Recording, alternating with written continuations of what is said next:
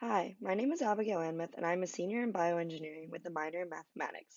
In the summer of 2017, I was selected as part of the Penn Undergraduate Research Mentorship Program to participate in a clinical research project at the Penn Vet Working Dog Center under the mentorship of Dr. Cynthia Otto. That's me on the right, with Kinsey, one of the working dogs involved in my research study. Before I go into exactly what research I conducted, I'd like to provide a little background on the amazing place that is the Penn Vet Working Dog Center. The Penn Vet Working Dog Center opened on September 11th of 2012 and was inspired by the search and rescue dogs that responded to the terrorist attacks on 9/11. It serves as a national research and development center for working dogs. They conduct research in areas such as physical and behavioral health, genetics, puppy development, and detection training. My research falls under the category of physical and behavioral health, but we'll get into that soon. Before that, it's important to understand what a working dog is and why they're such important members of our society.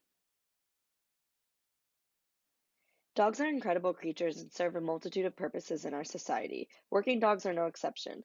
But a working dog is different than a service or a therapy dog. Working dogs learn and execute specific jobs to assist humans. They might be trained in areas such as scent detection, search and rescue, law enforcement, and even the military. It's not hard to see why ensuring the proper care and training for these dogs is essential.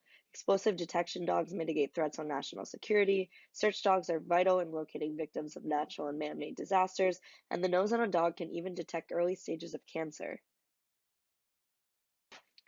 You can imagine that working dogs have to exercise a lot. As a result, the research surrounding the physical and behavioral health of these dogs can provide important insights to the occupational health hazards and specific medical needs. In order for working dogs to safely and maximally perform in a variety of environments, their health, physical conditioning, and hydration must be optimized. My research specifically focused on the thermoregulatory abilities of working dogs during exercise. Thermoregulation is the way in which we keep core body temperature in check. So for humans, this is why we sweat, to cool our body down. For dogs, panting serves a similar purpose. Sitting in the shade will also help cool a dog down. But these mechanisms have lots of factors that might affect them. Gaining an understanding of these mechanisms is especially important for working dogs because an animal's ability to thermoregulate is responsible for eliminating excess heat and keeping the dog's core body temperature at a safe level. If this temperature rises too high, they're at risk for hyperthermia and serious medical conditions like heat stroke. So this study sought out to understand what factors affect thermoregulation in working dogs. And why do we care? Because if we can understand what controllable factors affect thermoregulation, we can further help to regulate their body temperature and minimize the risks they face on the job. Now I'll go into some more specific details about the actual clinical study.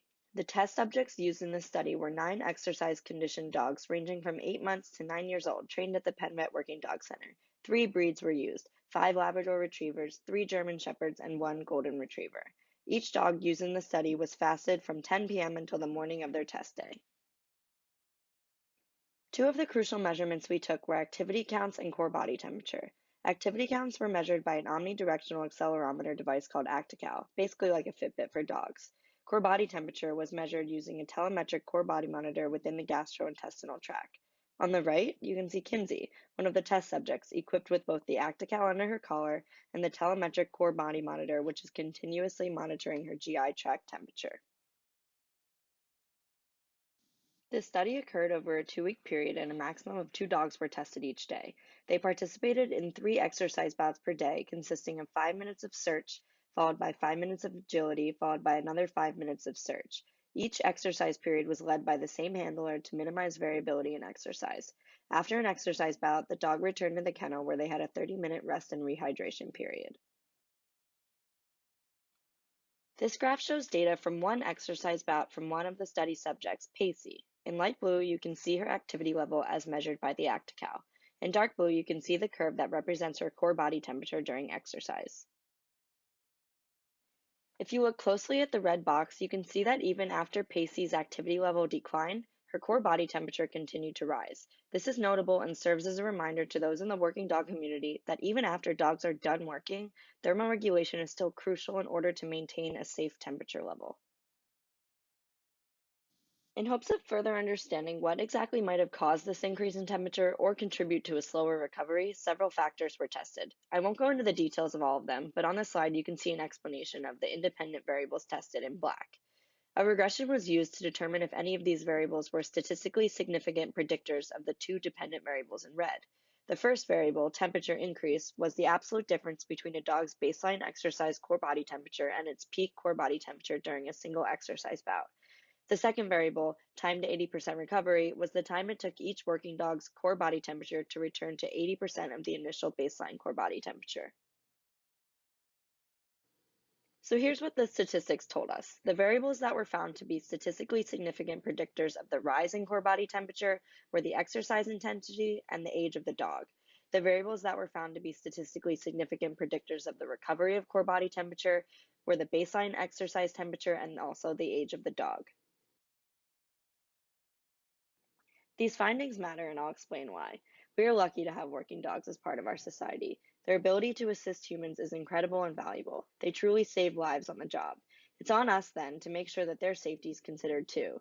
It's essential that a dog's exercise and activity is monitored to ensure that they don't reach dangerous conditions.